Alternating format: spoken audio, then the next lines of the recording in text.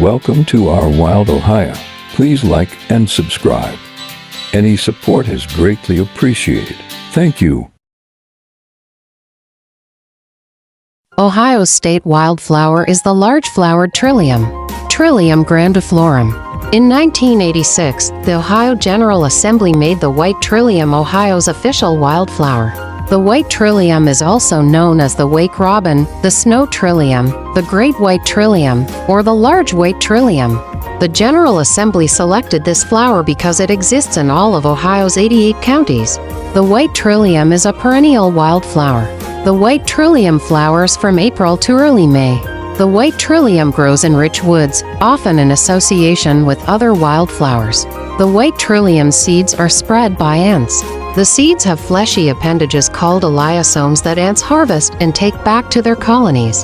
The white Trillium takes 2 years for its seeds to germinate and another 5 to 7 years to bloom. Thank you for watching our Wild Ohio. Please like and subscribe. Any support is greatly appreciated. Have a wonderful day.